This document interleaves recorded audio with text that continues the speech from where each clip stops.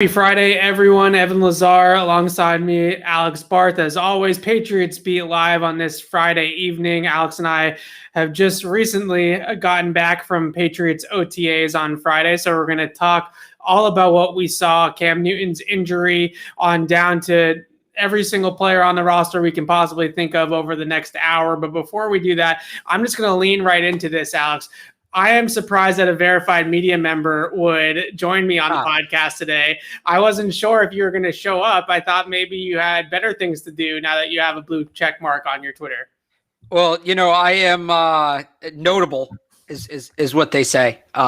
Nothing like artificial gratification. A website, a computer telling me that I actually matter more than other people is exactly what I need to get myself through the day. So, no, it's and I've joked about this with you before that. The worst thing that could possibly happen to you, if you didn't get verified, that was fine. As long as I didn't get verified before you, it is absolute BS that you didn't get it. And you've broken more stuff than I have. So it's the whole system's messed up, but yeah, I'm a real boy now. So that's you got big time capital J, blue check, whatever, all those like anti-media people complain about. I guess I'm one of them now. So we'll see how long it takes me to be pretentious. I like to think it hasn't gone to my head yet, but I think I'm just proving that point. Let's get to some football. Well, I figured I'd just bring it up so that you don't have to take your own liberties to bring it up yourself. So I just leaned into that one. But like I said, Alex and I were both out at OTAs today. Obviously, the news of the day, Cam Newton's injury to his throwing hand. Alex, this happened awfully quietly, awfully quickly. It wasn't like there was any big ow moment or anything like that. I don't think anybody saw it happen. I don't remember anybody saying definitively. Right. So it happened right after team drill. So a lot of Mike Reese and some of the other reporters were saying that it happened during the drill where they were throwing those blocking bags at the quarterbacks like they do to try to get them to bob and weave and stuff like that out of pressure. And one of them hit Cam Newton's hand on his follow through and bent his thumb backwards. And that was sort of the injury that took place for Cam Newton. And then he went over to the trainers and spoke to the trainers for a good 10 minutes, I would say, a solid amount of time, looked pretty disappointed, to say the least, and pretty heartbroken that the injury had happened. Then we saw Josh McDaniels run over to Bill Belichick to kind of tell him what was going on with Bill's working with the defense. And all of a sudden Cam is done for practice with the day for the day. Karen Grigian of the Herald has already reported that there's nothing broken in Newton's hand. There's no break, which I think is good news, but it does, with that type of area of the hand, ligament damage is also a big concern, along with a broken bone. I don't know. Break never really occurred to me, just the way he was acting. Everybody else was acting. I mean, it's encouraging. It's nothing against, obviously, what Karen tweeted or anything. I just, I was watching because we have our binoculars out there, and I was really taking a close look at what he was doing. And he seemed to be, in this area and then up here. So it seemed to be like the thumb and then maybe even towards the inside of the index finger. So I don't think I have a football up here. Sometimes I do. But I mean, obviously you think about where you're gripping a football in that release point and where you're letting that ball go. And that's a very crucial area. Now, as Scott Zolak said, when I was on Zolak and Bertrand earlier today, it's not like he got a gash through his hand and threw for 500 yards in the Super Bowl, right? It's not going to be one of those, but that's a sensitive area. And he did seem to be in some pain at one point. He was, doubled over. Hands on his or elbows on his knees. He was not enjoying that. So we'll see if it is, because sometimes those things can be this thing. Like it might not be something major where like he tore a ligament or anything, right? But sometimes those things can be. You can't really work around them. It just is what it is, and you need to let it heal. And they don't heal quickly. And at a position in a year where the quarterback position is so competitive and every snap matters, I think this is something that at least has the potential to be a big deal. Now, maybe he ices it and he's fine tomorrow and we move on with our lives. But this isn't something to just shrug off. This isn't something to say, oh, it's a little thumb sore, whatever. There might be something to this. It's not open heart surgery, right? That's what Bill Belichick would tell us. But at the same time, that webbing area is exactly the area that Tom Brady ripped up before that AFC Championship game. It's a similar area of the throwing hand that seems to be the injury for Cam. And like you said, and kind of segueing this forward, because we're not doctors, we don't have the report yet of what exactly is up with Cam's hand. So I don't want to guess as to how severe the injury is.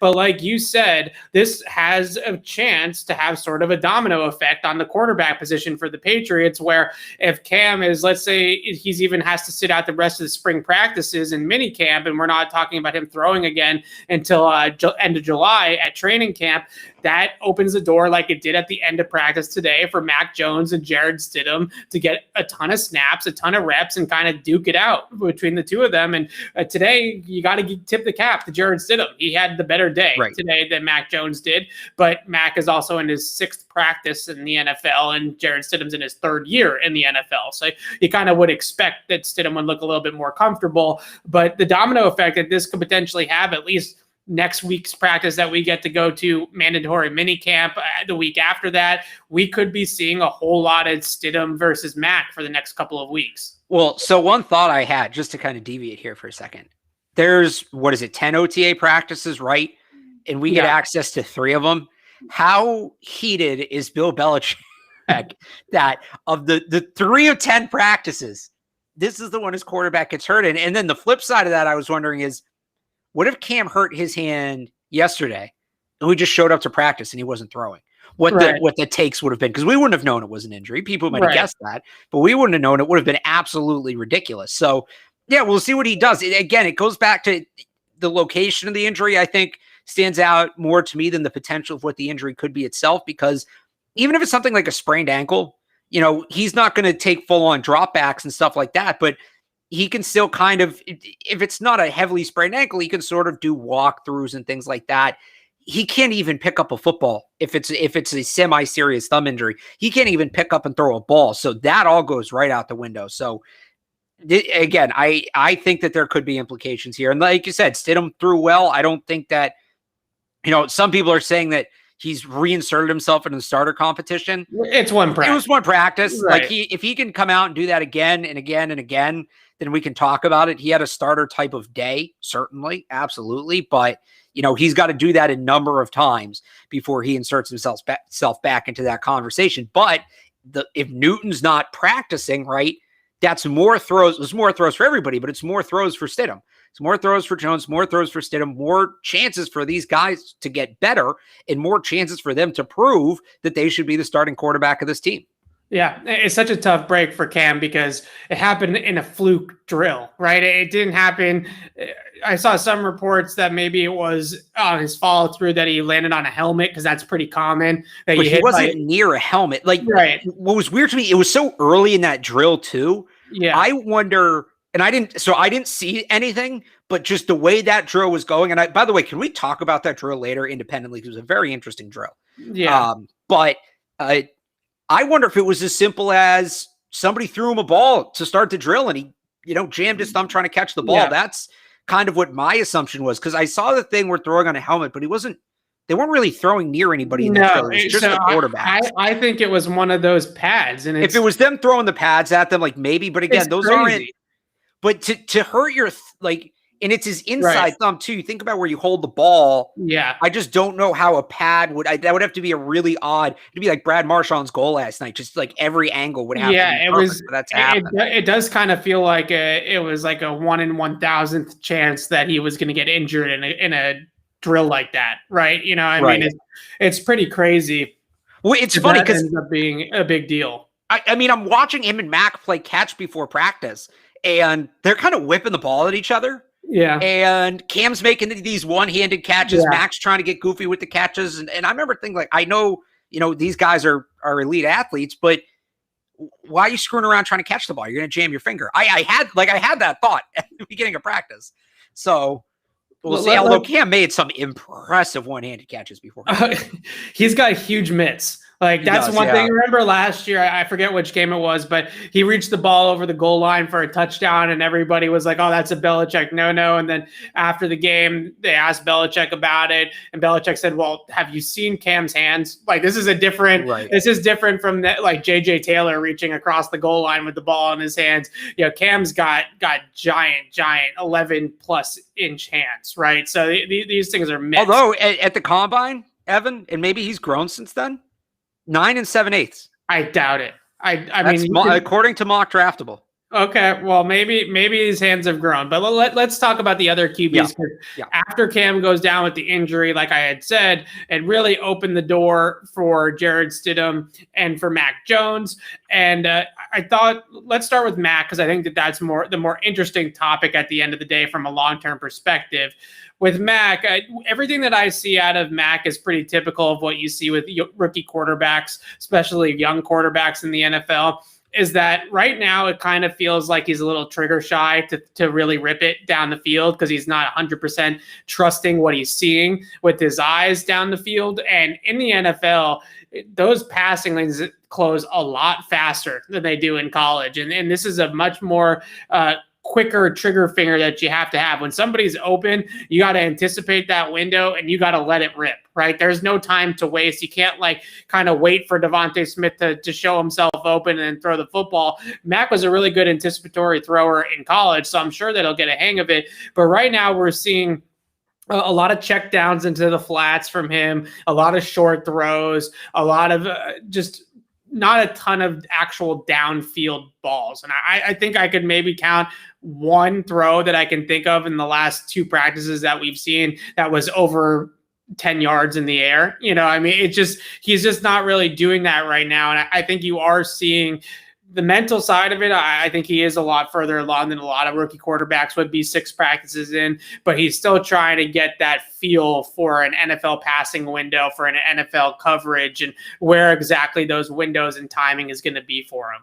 Yeah, I mean, he had a decent seam throw, I thought, to Hunter Henry today. The other thing is you don't know, and this is with all drills. Like, sometimes the player screws up and we think the player screwed up, but the reality is a coach told them to, you know, do something a certain way or whatever. It's like, hey, try this. And and it's difficult from our vantage point without the benefit of film review after the fact to really know if anybody was open. You know what I mean? Like, we can sort of gauge it, obviously, but when you're watching it live and you're watching it from a far angle like we are, it's pretty difficult to say, oh, Hunter Henry was open on that play and he missed them. You know what I mean? Like, you really have to be able to have the benefit of the practice film after the fact to go through it all and see if he was actually missing open guys or if there was just really good coverage down the field and it forced him to check the ball down. Well, the other element of it is most of the quarterbacks are checking down. Stidham had a nice throw over the middle to Jacoby Myers, was probably the best throw of the day. Yeah, he had one to Zuber earlier on in practice, and then one to Myers on the same exact route. Yeah. So yeah, they were heavy on the 10, 15-yard in routes today. Yeah. But like, besides that, I don't remember Stidham throwing down the field. I don't remember Hoyer throwing down the field. He pretty much just checked down. So maybe that was the purpose of the drill. I don't know, but it's not like. Look, Mac didn't have the epic day he had last week, right? Where everybody came away. Whoa, oh my God. He looked like a rookie today. He did, a promising rookie, but he looked like a rookie. Yeah. But I don't know, he's checking down. So is everybody else. I don't know that's, I don't think there was anything that was a red flag. Some people are going to turn the check down thing into a red flag. I wouldn't go that far. No. And I think a lot of what we saw too, I can only go off of Stidham because he's the best kind of comp that we have from my time on the beat and my time watching training camp. But with Stidham early on, remember the big concern was that he was holding the ball in the pocket for eternity, right? And Mac's not necessarily doing that. But with all young quarterbacks and new quarterbacks, even Cam, when he got in here last year, checking the football down and not having that trust to let it rip down the field is really something that's pretty common for pretty much every new quarterback in this system. So it doesn't shock me at all. The one thing at the beginning of practice I thought was interesting outside of team drills was, did you notice that the very first 30, 40 minutes of positional drills, it was Mac Jones and Josh McDaniels together for a good portion of that time. It seemed like it was like a true one-on-one situation that Josh was kind of following Mac to each circuit checkpoint of that drill that they were doing. Well, they had Mac doing his own drills at one point. I did notice that. And it was Mac, McDaniels, and I couldn't figure out who the other coach was. It's Bo Hardigree, who's an offensive assistant for the Patriots now. He's been a quarterback's coach in his past stops, and now he's here technically as an assistant, but he's basically like the assistant quarterback's coach to McDaniels. Okay, so that makes sense. So, I mean, what the drill was basically they had Mac. There was nobody else around. There was no linemen, there's no receivers, but he's taking snaps like he would from under center, and they would both just run at him from the other side of the line of scrimmage in random angles, and he had to figure out how to step up and move around them. And that's something, right, that people hyped up about Mac Jones coming into the draft was his pocket presence and his movement in the pocket. So that was an interesting drill to watch. But he seemed to get, at least before Cam got hurt. After Cam got hurt, the dynamic kind of changed just because of how many quarterbacks they had. But before Cam got hurt today, Mac kind of seemed to be having his own practice, his own individual coaching sessions, which I think is promising because that tells me that there is a concentrated focus on this guy to get him ready sooner rather than later. Yeah, that they're not just going to let him move along at the speed he moves along, and they're not going to let him just kind of follow the pace of the rest of the team. They're going to put him on an accelerated path, and that's encouraging.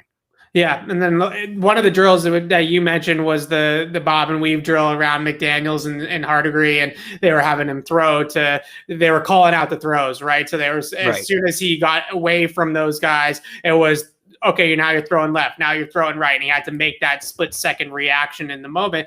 Then they moved on to the next part of his sort of one-on-one with McDaniels, if you want to call it that, and that was throwing to running backs out of the backfield, specifically him and J.J. Taylor working a whole lot in unison. And he threw some, I mean, look, it was basically against air, so I'm not going to overrate it, but he threw some really nice passes to J.J. Taylor in the corner of the end zone on some of those fades and corner routes that he was running out of the backfield, and they were working that, right? They were working those options and working those sight lines, and McDaniels was really coaching Mac Jones up a whole lot. And I just thought that was super interesting that McDaniels picked Jones at this stage to do that with. It wasn't like he was doing it with Cam, who's supposed to be his starting quarterback, right? And Jarrett Stidham certainly wasn't getting that type of preferential treatment at any point in the last 3 years. So definitely a point of emphasis for Josh McDaniels today to work specifically with Mac and work closely with Mac on things that they're obviously trying to work with Mac on.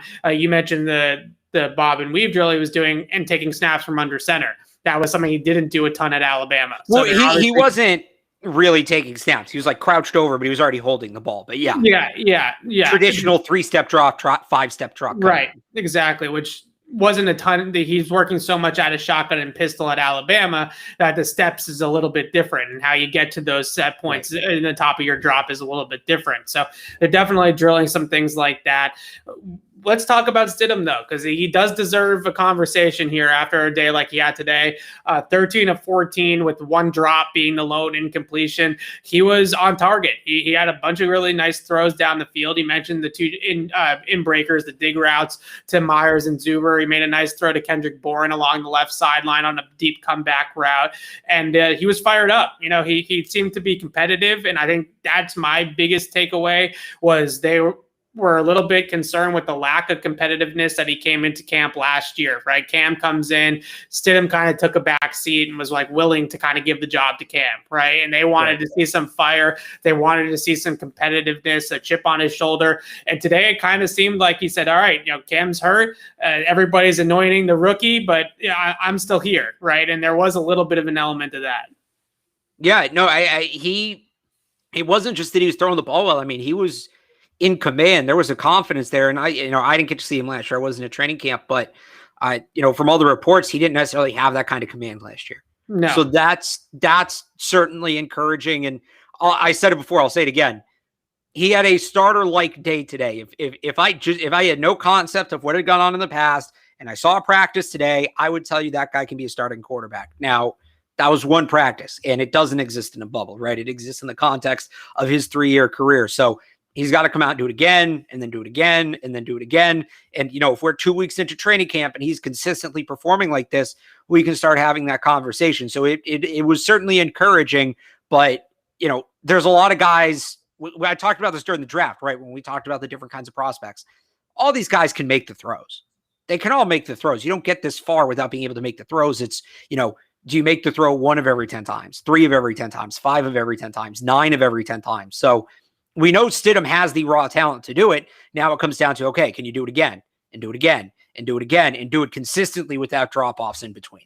Yeah, I mean, that's really what it boils down to. But I thought last week when we watched Stidham, it kind of was more of the same as what we saw in training camp last year, right? Just a guy that was kind of just fine with being there and not really pushing the envelope and not really showing anything impressive or anything different about him. It just kind of more of the same Jarrett Stidham. I saw the same elongated release too that he's been supposedly working on. It doesn't really seem like it's tightening up all that much. And then today, this was Jarrett Stidham's best practice I've ever seen.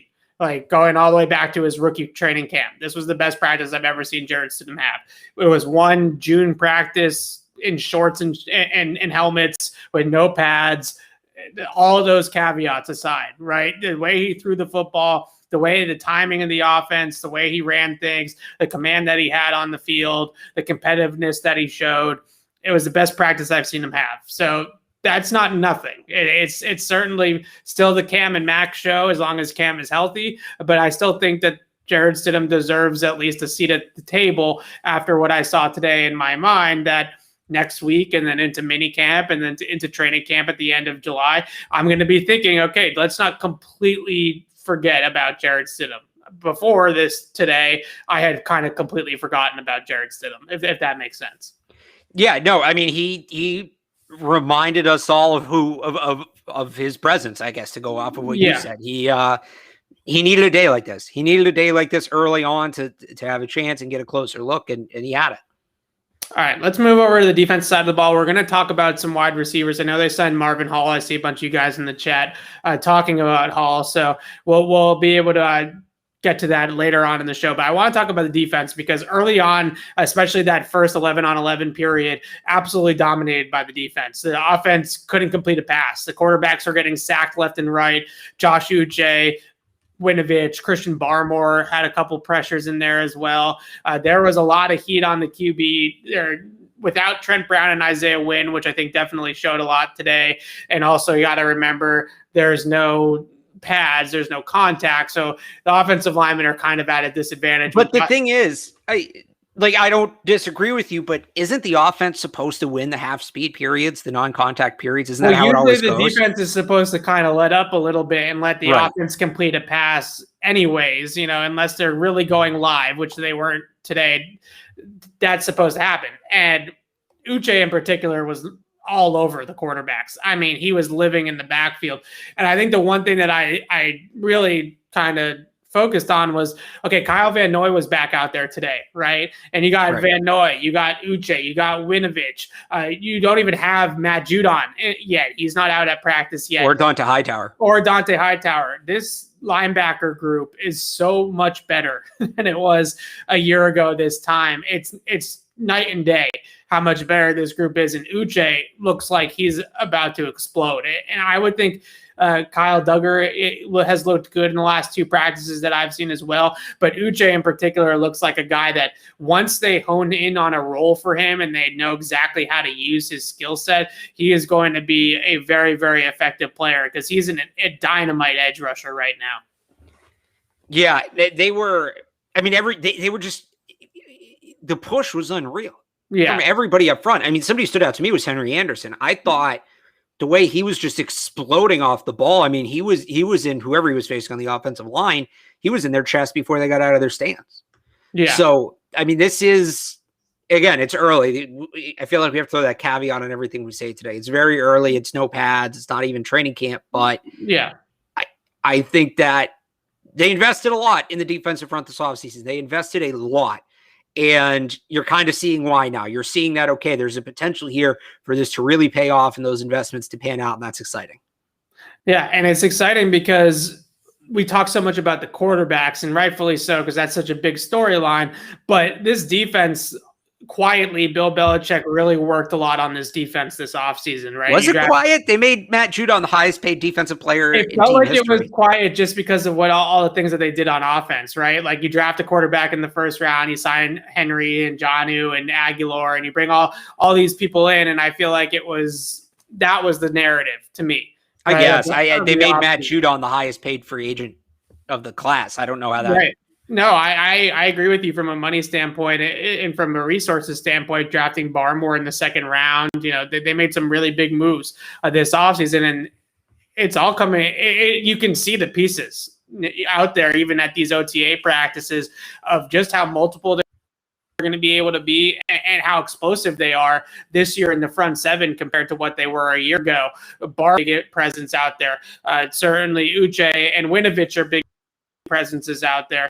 And like I said, we're still short some. So this is going to be a serious, I think they have a really good chance. I feel a lot better after these two OTA practices about honestly, than anything I've seen out of the offense. And maybe that's just the time of year, and that's just sort of. I don't think it is, because it's normally the other way around. Remember, I obviously last year was a wash, but you know, we walked away from OTAs that one year thinking Maurice Harris was the second coming, of Sean Jackson. Sure. So I don't. We're normally pumping the offense this time of year. I was very surprised that the defense had as dominant of a day as they did.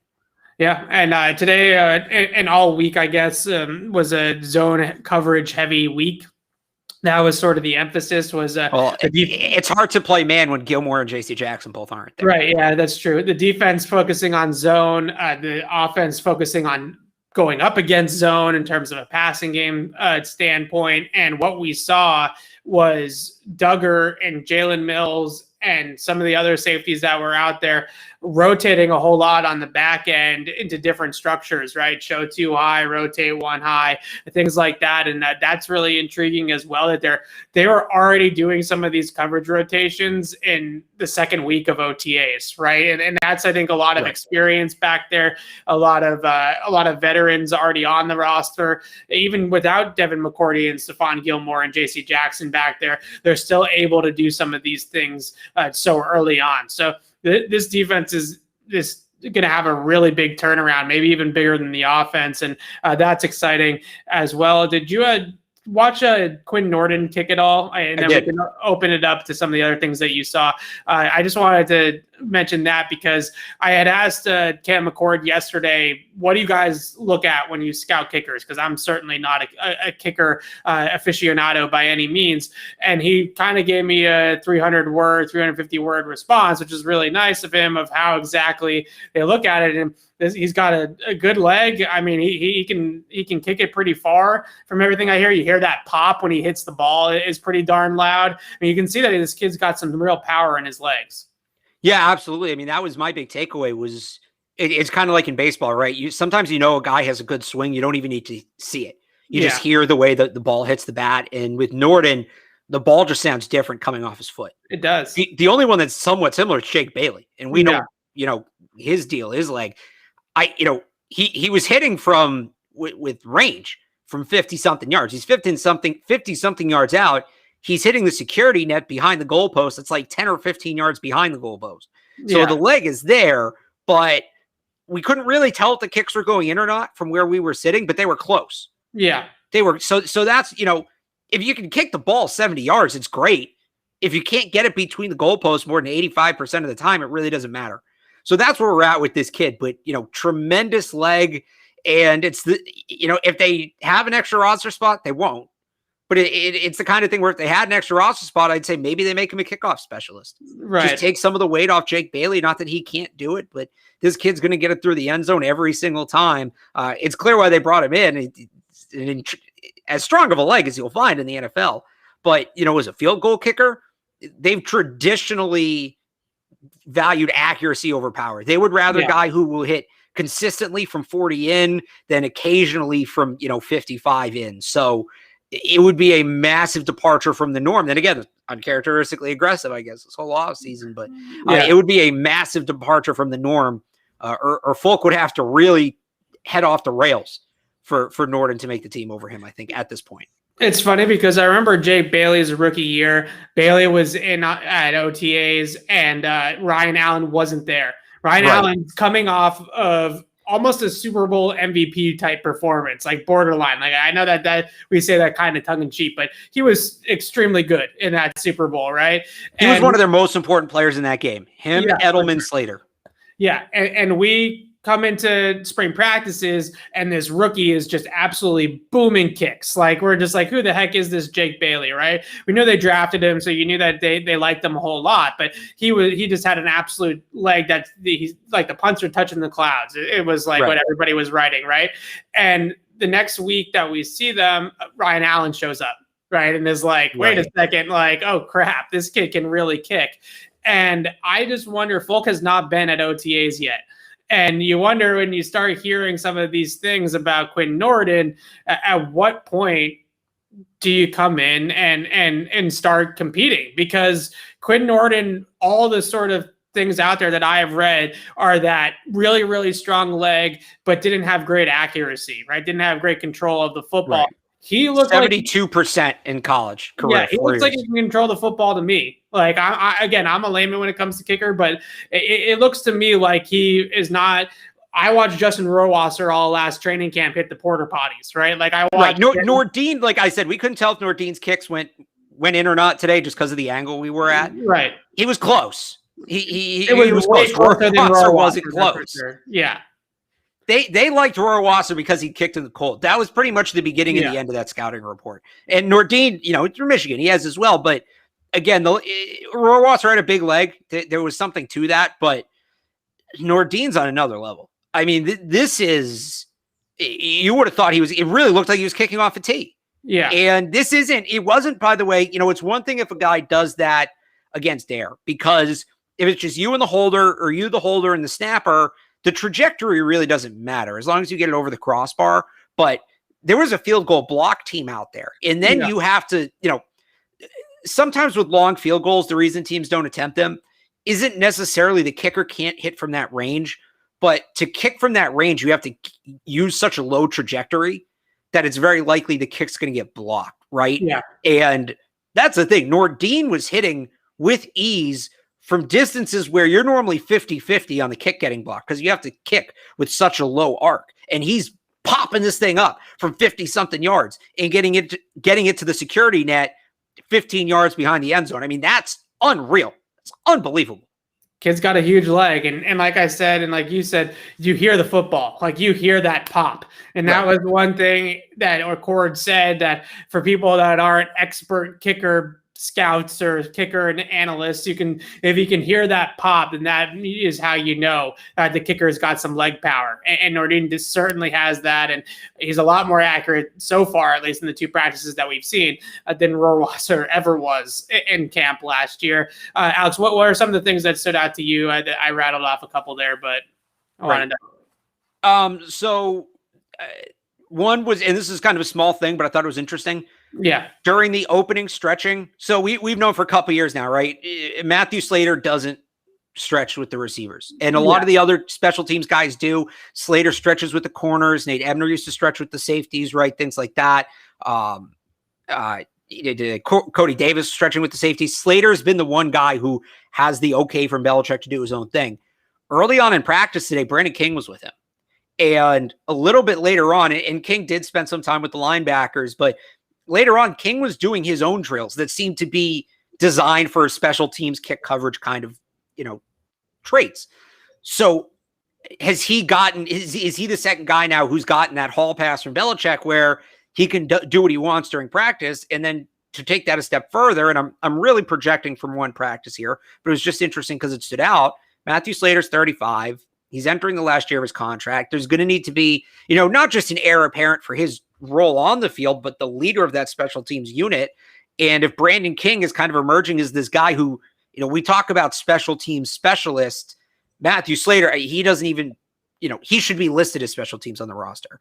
These other guys at least practice with the positions they're listed at. Slater never did that or hasn't done that in a long time. Even Bethel plays some corner. Right. I mean, it might be out of necessity at this point because they don't have a lot of corners in practice, but every training camp that Bethel's been on the roster, he's been out there playing some corner with like the fours, 3s and 4s. And that right, exactly. And again, like Nate Ebner did it. I remember he was practicing with the safeties until he left. So to see Brandon King go off to the side, I just thought that was a little interesting that, oh, he's, got seemingly, and it's one practice, we'll see if he keeps getting it, but seemingly has the hall pass from Belichick, and is he the heir apparent to Matthew Slater?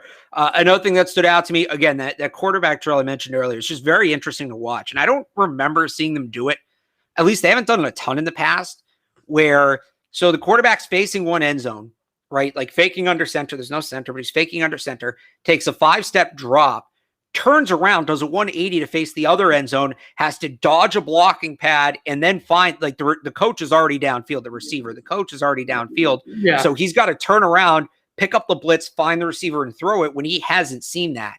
And as the Patriots try to vary their offense more this year, field vision, eye discipline, all of that from the quarterback is going to be big. And I thought that was an excellent way to both work on and display field vision and eye discipline. So I had a ton of fun watching that drill personally. It happened to be the one where Cam got hurt. He only did it once. And I think he would have been a really interesting guy to watch run it. Mac actually struggled a little bit. He put one ball at the ankles of the receiver. Stidham was okay. And I don't think anybody was great at it. I don't. I think they all kind of had their moments, but that's part of what makes it a fun drill. That's an incredibly, incredibly difficult, series of things to have to process. So I don't know if you watched that one closely at all or whatever, but I had a ton of fun watching that. So whenever you watch drills for the Patriots quarterbacks against air that are sort of these, like, I don't want to call them gimmicky, but you know what I'm trying to say. Right, like there's no direct practical use for that drill. You're never going to do a 180 as a quarterback. You're not going to not see the receivers until you're ready to throw. It's manufactured. Right. And whenever Josh McDaniels runs those drills, Brian Hoyer is always great at them. Like, he's just always great at them, right? These like weird quarterback drills where it just takes like a veteran that's just confident in his own truths. And even in that drill, Brian Hoyer was having some issues hitting the receiver on time, right? Hitting the receiver in stride. And granted, it was a coach, and Hoyer McDaniels busted Hoyer's chops about missing a couple of throws, and Hoyer's like, you see who I'm throwing to, the guy's too slow. I keep on overthrowing him because he can't run underneath it. Whenever Brian Hoyer struggles with one of those kind of like quarterback competition, fun game type drills, that's how you always know that it's a tough one. So Tom Brady spoke about it. Brian Hoyer used to beat him in practice all the time at those kind of like accuracy type of like, fun gimmicky type of game drills that McDaniels would do. And he's always one of those guys. So yeah, that was an interesting one. Did you notice Ernie Adams back out at practice again today? I couldn't tell if I saw him or not. I heard somebody say something, and I tried to find him. I couldn't find him. I saw Kraft. So Ernie Adams was there with the towel around his neck and his arms crossed, staring into into somebody's soul, like he always is, right? It's just crazy to me that they hyped this up as this huge retirement for Ernie Adams. It's his last draft, and maybe he is just there to sort of monitor and advise and just kind of take a look at the landscape and give his opinion when asked of him, and not really in his old full capacity that he used to be in. But he's not going inside. Maybe like he's at practice, but he's not going inside and breaking down film for 6 hours after like he used to. Right. This is maybe I don't know that for sure. I'm just saying like that's kind of what it seems like. This is a mini retirement, right? This is like you don't have to do all the grunt work that you always did for the last 30 years, 40 years. This is what Danny Ainge is going to do. Yeah, exactly. But you're still here. He's still there. He's still very much doing his thing and staring off with the sunglasses into the abyss. It's just so funny to see that they hype up this huge retirement. They let him take Trey Nixon in the 7th round, and then here's Ernie Adams just back out at practice. The first time that we get to see practice in the offseason program, and he's back right out there. You want to talk? It's funny, just real quick. It's funny that you mentioned like the stance, right? Because Ernie always stands in the same way. Yeah. Matt Patricia has it down to a T. Does he have a stance? Matt Patricia. He died. Oh, it's the same one. It's the arms folded, and Belichick does it too. It's the kind of lean forward, lean back thing that like you see it. It's how every training camp montage starts on the Super Bowl DVDs. They show Belichick, and he stands there, he crosses his arms, he kind of leans forward, leans back, leans forward again. Like you'd know what it was if you'd seen it. That seems to be like the demeanor for the coaches, but it seems like Matt Patricia has it down. So I thought that was funny. It's just so funny. Like the whole retirement thing for Ernie is just obviously fake, or just not. He's not really retired. He's just kind of there's some sort of chess and checkers thing in here. Yeah, because when Dante Scarnecchia retired the first time or retired the second time, he retired. Like he was not. No, because didn't he like advise them on Michael Onwenu or whatever? Yeah, he did some scouting for them. He went to the combine last year, or the last time there was a combine. Right. So that's not being retired. It's like already going to practice. Right, but he wasn't like out at practice doing drills and working closely. And the first time he retired, they had Dave Googman, I can't say his name, Goobs. He was out there. Right, and he was the actual offensive line coach, and now Carmen Brasillo and Cole Popovich are the co-offensive line coaches. So yeah, maybe Scarnecchia is in the background scouting guys in the draft and getting their opinion. Hey, like here's some Michael Onwenu tape. Like, can you just watch it and give your take on if this guy's worth drafting or not, type of thing.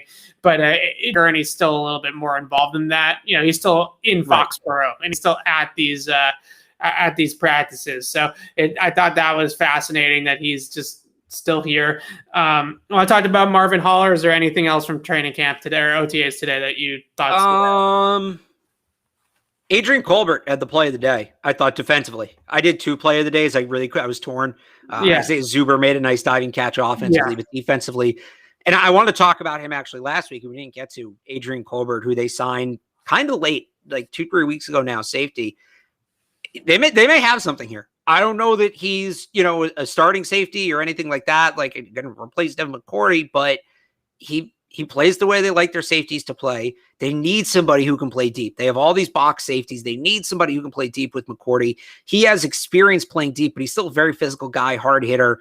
I think they might have found something here. I'm excited to see him in camp, and it's tough to really tell now before we get into pads and all of that, but just using that as a jumping off point. He didn't have that one play today, and I'm like, this guy's got it. Look at that one play. Like, that's not what I'm doing. It's just, he had the play, and I'll just use that as an excuse to say I like the signing. I like the player. I think he's an interesting guy to watch. If it's between him and Joshua Bledsoe, right, the 6th round pick for the last safety spot, there's a competition there.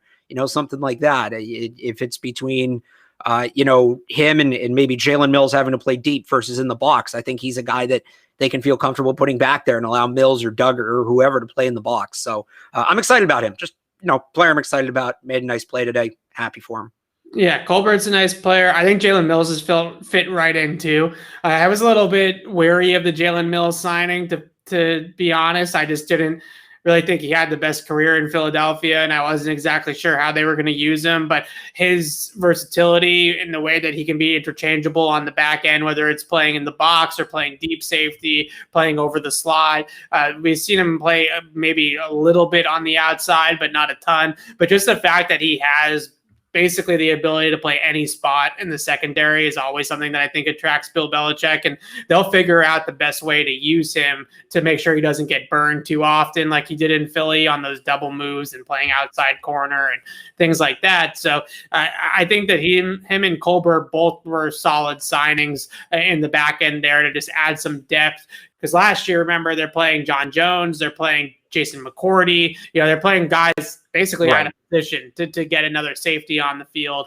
And this year they have a couple of guys that are veterans that can play the safety position more natural safety fits for them. Marvin Hall, he was out at practice today. He was the number 14. I'm sure some people saw the pictures. Really good speed at a University of Washington, really fast receiver. Somebody that I looked a little bit at in the draft when he came out. I think he went undrafted ultimately, but he's a burner. He's got okay hands. I think his hands are passable. He played a lot inside the formation, can take the top off. He was returning kickoffs today a little bit in practice as well. So just another guy with some speed. I don't think it means absolutely anything whatsoever about the Patriots' outlook at wide receiver, right? Like, they're not going to say, oh, we signed Marvin Hall, so now we don't have to trade for Julio, if that's really in the cards, right? If that's really on the table. But a nice guy to bring in this time of year just to kind of give him a tryout. Yeah, he's a guy you bring in, and maybe a guy they feel like having somebody that fast on the practice squad is good for, scout team things. And right now that they have it sounds like there's a report yesterday that the practice squad rules from last year are probably going to carry over. So, you look at, he's a guy who might have some value on the scout team. You bring him in now, you stash him on the practice squad. Washington sneakily becoming a little bit of a feeder school here. You got Miles Bryant, Danny Shelton a couple years ago. Who was the other receiver last year who popped during camp and was on the practice squad? From Washington. He was buddies with Miles Bryant. You were going to write something about that. Oh, Devin Ross. Devin Ross, right. Yeah. I think he was he a Washington guy? I thought he was. But they seemed to – oh, no, he was Colorado. There was another I can't remember who it was. There was another Washington receiver, too, with Bryant, because I remember they brought another Washington guy in, and they both wore 5 in college. That was like the tie. But Chris Peterson's retired. Right now, he's retired. We'll see if he stays retired. He's only 56. But, just the reason I bring it up is you start seeing them kind of gravitate towards a program. And, again, Peterson retired. This past season was his first season out with the team. And Hall had been with Washington for, a couple years ago. He's been in the league a couple years. So if Chris Peterson ever gets a job again, whatever school that is, maybe we start, paying closer attention there in terms of Patriots draft prospects. That was my initial thought. Once you get more than like 3 guys, 4 guys from a school on the roster, I look at the head coach and say, okay, there's something here. Bill likes these guys. Let's keep an eye on it. So Chris Peterson runs a very NFL type program, right? And it's a very NFL type passing system and coverage system that they run at the University of Washington. So that's, I think, what attracts them to it. Miles Bryant was basically the Patrick Chung of the Washington defense when he was there, and he's playing man-to-man against tight ends, he's playing in the slot, he's doing some of the things in zone defense in the middle of the field that the Patriots like to do. So just a very sophisticated, professional passing system and coverage system that Chris Peterson's teams typically run. With Marvin Hall, though, he's somebody that in that draft process, I think it was the 2018 draft, I want to say, that he was in technically. I think he went undrafted, like I said. But in 2018, he 16. Was one of 17. 16. 16. Is he that old? Hey, he's 28, but yeah, he 2016 undrafted. Yep. Man, okay. These years start to kind of combine together sometimes on you. I remember him being sort of like that Twitter darling receiver, right? All the us Twitter scouts thought that he was going to pop and be somebody on day 3 that you could steal because he runs really well, and that really popped in his college tape was his ability to run and stretch the field, and also get open and create with the ball in his hands a little bit too. So there are some elements to him. If you go watch him at Washington, that you'll see a pretty productive receiver there and somebody that can definitely run. So this time of year, signing like this, it's a total flyer. It's a total dart throw. The odds that Marvin Hall becomes anything or has any sort of impact on this team are still long. And like I said, when we started talking about Marvin Hall, do not think for one second that this has anything to do with any other moves the Patriots might make. No, they're not gonna move on from the Julio Jones pursuit, for instance. Right. Andre Basellia was the other one, by the way. Okay, I was thinking of. Yeah. So, but yeah, no, I Marvin Hall to me is a guy that in a perfect world they get him on the practice squad. Maybe he makes the team. I'm not saying he can't. Yeah. Especially if N'Keal Harry ultimately gets moved at some point. As a 5th receiver, but I think he's a guy they like for the practice squad, they like for the scout team, and he's available now. Grab him now. Don't wait. If you like him, don't wait. Don't let him sit there because somebody else will sign him.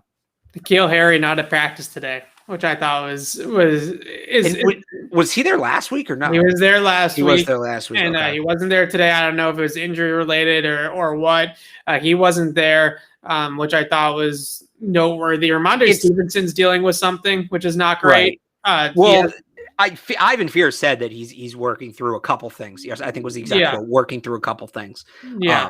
Real quick with Harry though, and this kind of struck me today. I didn't realize it till after.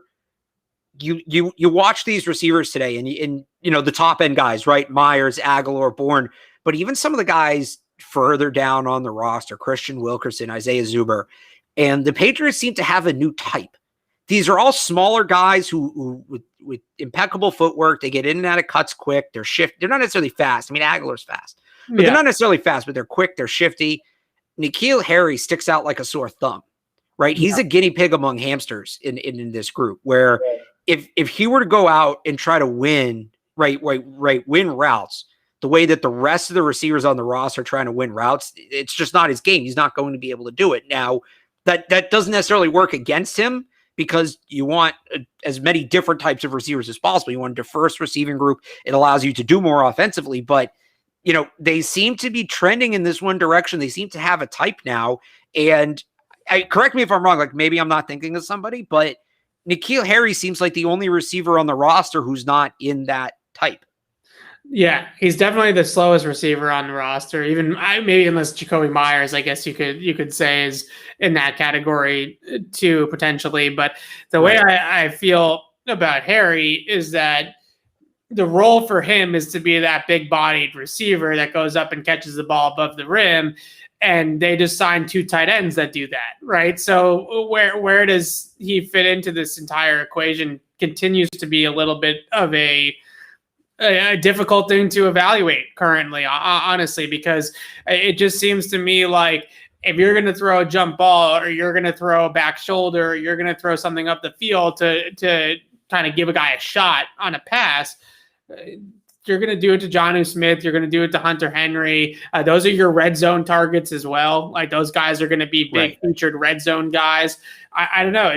It's hard to see where N'Keal fits into this equation now. And the Patriots haven't had Jonnu out there yet. So that's a big part of it too, is that today they actually we're running some 12 personnel with Hunter Henry just to kind of get Hunter Henry used to running 12 personnel. I think, it was like Devin Asiasi out there with him or Lacoste out there with him or whatever. Obviously, it's going to be Jonnu when the time comes. So, sorry, go ahead. 1 point off this when you're done. No, I'm just saying to wrap that up. It's just, to me, it's just hard to find the snaps for N'Keal Harry if they're going to go with size at the tight end position and they're going to play. That's going to be their 2 big guys that aren't necessarily burners down the field, right? Hunter Henry and Jonnu Smith are not 4-4 burners. So those are the guys that are going to be the big-bodied 4-6 guys. It's just hard to envision a role for N'Keal Harry right now. Well, this is what I've been saying, right? The Patriots don't need another wide receiver as much as people are clamoring for it. They don't need one because they don't have room for one.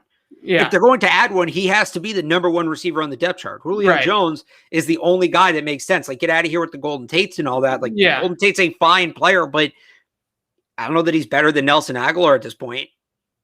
So what are you doing? The 1 point I wanted to make, it was kind of funny. Matt Lacoste had a solid day today.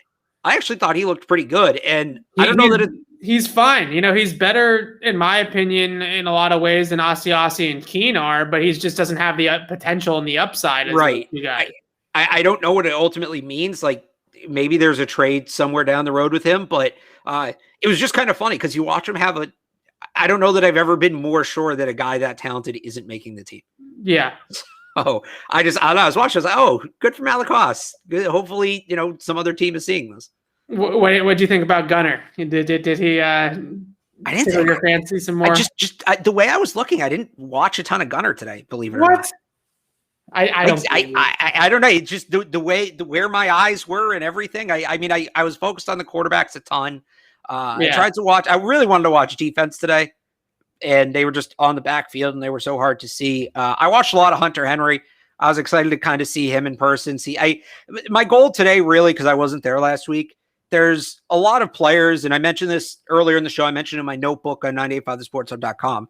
There's some traits with some players that just you have to see them in person to appreciate. You can't see them on film. It's either it's so minute or it's just so detailed that you can't pick it up without your own eyes. Nelson Aguilar's speed, right, is one of them. It's different in person.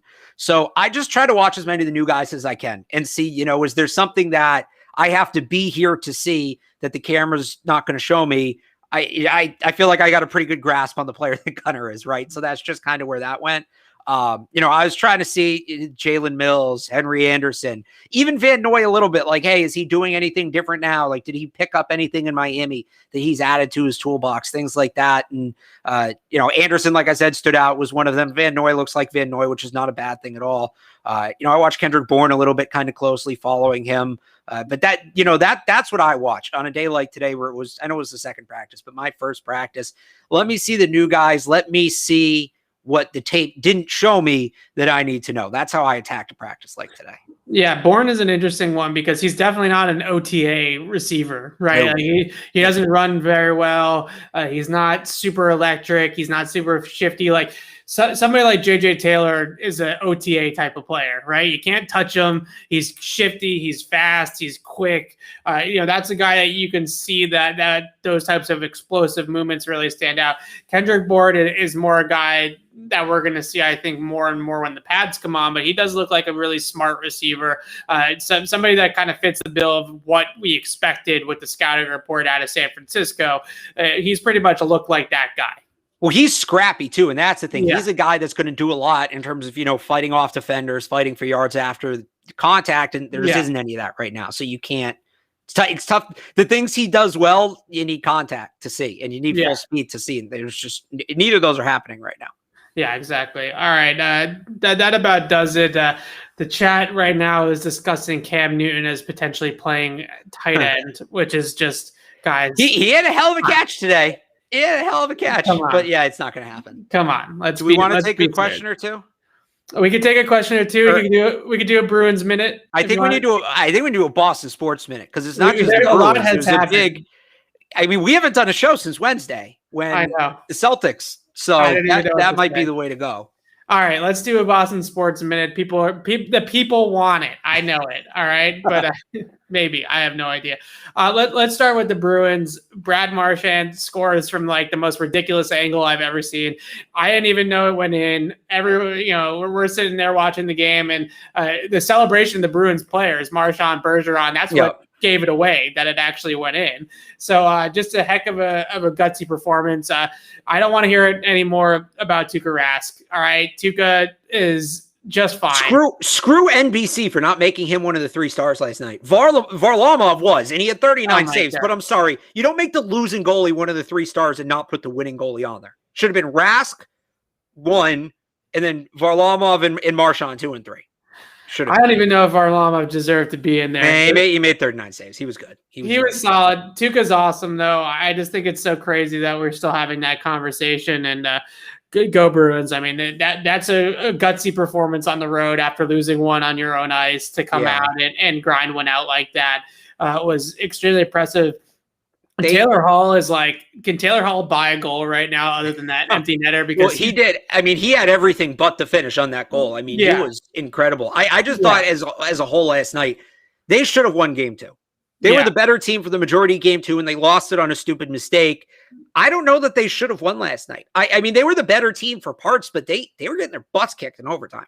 Rask bailed them out over and over again, and this is what they needed. It can be demoralizing to lose a game you should win, and that's what I was worried about. You have that demoralizing loss. You go on the road, that's tough, and they flipped the script last night. They totally flipped the script. They stole a game. They stole a game that, Rask playing well aside, I don't know that they deserve to win, so that's very encouraging. Did I text you? I texted somebody after 1-1. It wasn't overtime yet, but I texted somebody, next goal wins the series. Yeah. And then the next goal was ultimately the overtime goal. So just great series. Great. I hate that it's an off night tonight. I really do. I need more.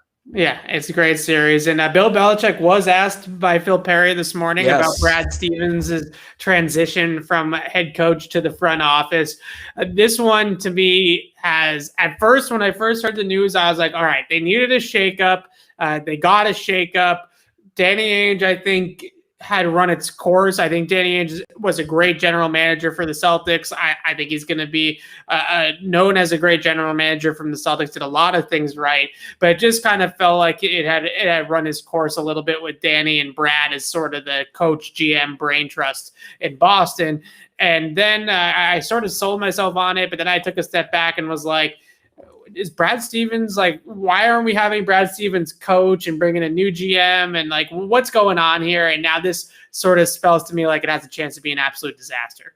Yeah. Jeff Goodman said yesterday on Zolak and Bertrand that he thinks Stevens is back coaching within a year, not necessarily with the Celtics, but he's going to get the itch. And I kind of agree with that, right? He's a hoop head. He's an X's and O's guy. I don't know that he wants to do some of the front office stuff. To me, the success of this move, if it's going to succeed, if Stevens says, hinges on 2 people. And one is Mike Zarin, who's the assistant GM, has been the assistant GM, is, he's the business whiz. He's a guy who knows analytics. He knows how to structure contracts, things like that. All the stuff Brad's never done.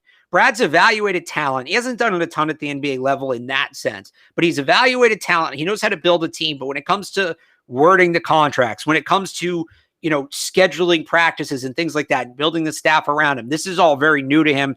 Mike Zarin's been a pro. Now, Mike Zarin might feel like he was passed over.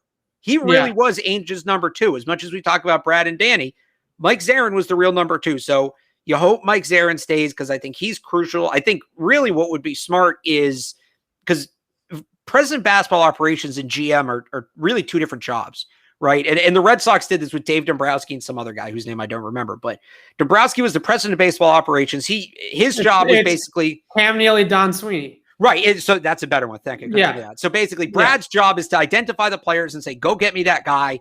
And then Mike Zarin figures out, or whoever the assistant GM is, figures out, or the GM in this case, figures out how to make it happen. I think that would be the best way to go about it. The other person this hinges on is the new coach. And I think they absolutely need to hit on the coaching hiring.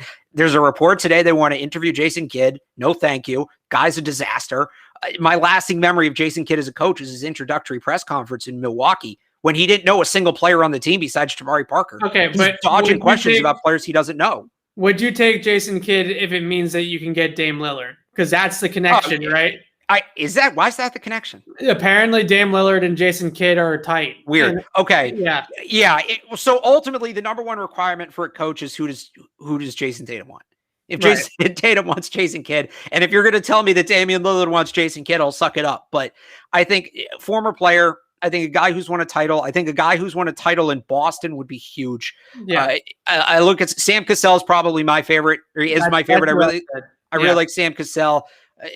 Chauncey Billups is an interesting one, although he's only been an assistant coach for 1 year, so that gives me some pause.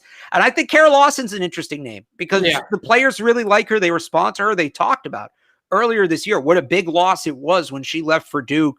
I don't know that she'd leave Duke. I imagine the money's much better in the NBA, so who knows? But those are, if they hire one of those 3, Cassell, Billups, or Lawson, I think there's pros and cons with each of them. I'm not necessarily going to rank them because I think it depends on what you prefer. But if they hire one of those 3, I think they're fine. But if Damian Lillard's if Jason Kidd's going to get me Damian Lillard, yeah, sure. I like Sam Cassell. I think that's a good one. A really smart player. He's that crafty player at the end of his career that came here in 2008 and basically won like the old YMCA way, just being crafty and smart and heads up player, and was nowhere near the athlete that he was in the beginning of his career. So yeah, I like Sam Cassell. I think that would be my pick. Not that anybody cares, but that would be the opinion that I would have. But Alex and I are going to be back talking Patriots on Tuesday's show next week. On Thursday of next week, where there's another OTA practice for the Patriots open to the media, and then mandatory minicamp the following week. So we're right in the middle of the offseason program, the spring practice circuit for the Patriots, which is really exciting. You kind of forget that this exists almost. Like after the draft, you think of this like long lull until training camp starts, but there is this kind of fun, non-padded but still pretty competitive session here that we have the next couple of weeks. So Alex and I will be back on the Tuesday show to preview what's to come next week with OTAs and mandatory minicamp the following week. And then we'll be back on Thursday's show to recap everything that we saw out at practice on Thursday. But for everybody listening, everybody chatting, we really appreciate you guys spending this Friday evening with us, and we'll be back on the show on Tuesday. So for Alex Barth, I'm Evan Lazar. See you guys then, and thanks for watching.